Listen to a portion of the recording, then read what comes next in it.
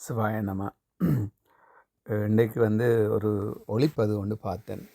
வெளிநாட்டில் ஒரு தமிழ் அன்பர் ஒருவர் இந்த சாத்திரங்கள் இதெல்லாம் பொய் என்று கூறியிருந்தார். இதை பற்றிய ஆழ்ந்த அறிவு கூடுதலாக எங்களுக்கு இல்லாதபடியாக நாங்கள் இதை மேலோட்டமாக பார்த்துட்டு இதெல்லாம் பொய் என்று சொல்கிறோம். சாத்திரமோ இல்லை நாடி சோதிடமோ இதெல்லாம் பொய் என்று.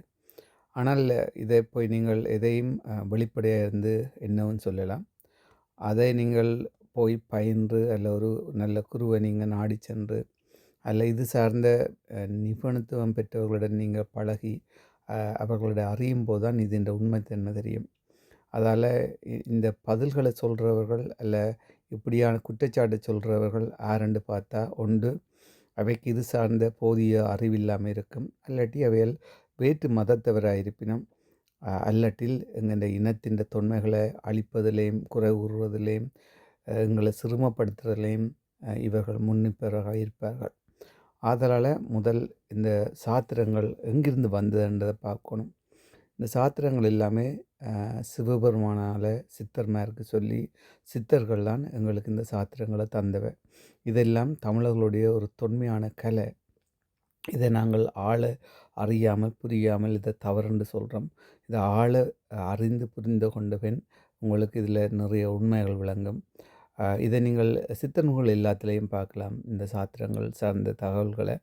அதால் மேலோட்டமாக எதையும் பார்த்துட்டு குறையோ இல்லாட்டி பிழையோ கூறாதீர்கள். உங்களுக்கு அதுக்குரிய விருப்பம் இருந்தால் நீங்கள் சித்த நூல்களை படியுங்கள், அல்ல இதில் மிகவும் பாண்டித்யம் பெற்றவர்களை சென்று பாருங்கள், அவர்களிடம் கேட்டு தெரிந்து கொள்ளுங்கள். உங்களைப் போல தான் நானும் ஒரு காலம் மட்டும் இதெல்லாம் போய் பிழை இதெல்லாம் மூட நம்பிக்கை என்று இருந்தனான் தான். ஆனாலும் அதுக்குரிய குருமார் வந்து சேரும்போது அவர்கள் முன்னரே நடக்கிறதுக்கு முன்னரே எவ்வளோ விடயங்களை எனக்கு சரியாக கூறினார்கள். அதன்படி பல விடயங்கள் நடந்தது, பல மாற்றங்கள் ஏற்பட்டது.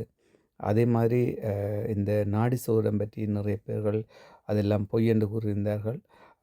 இது சார்ந்து நான் ஒரு சிறு தேடலில் இருந்து நான் இந்த நாடி சோதிடம் உண்மையா பொய்யா என்று அறிவதற்காக நான் பல தேடல்களில் செய்தேன். அதில் நான் பல வகையான நாடி சோதரர்களை போய் பார்த்தினேன். அதில் கூடுதலானவை தற்போதைய காலத்தில் இந்த சாத்திரமாக இருந்த என்ன, நாடி சோதிடமாக இருந்த என்ன, பணத்துக்காக பொய் நிறைய கூறினோம். ஆனாலும் 1-2 பேர் மிகவும் உன்னதமாக உண்மைகளை கூறுகிறார்கள். ஆனால் இவராலையும் 100% உண்மை கூற முடியாது. ஒரு 85-90% சரியாக இருக்கும்.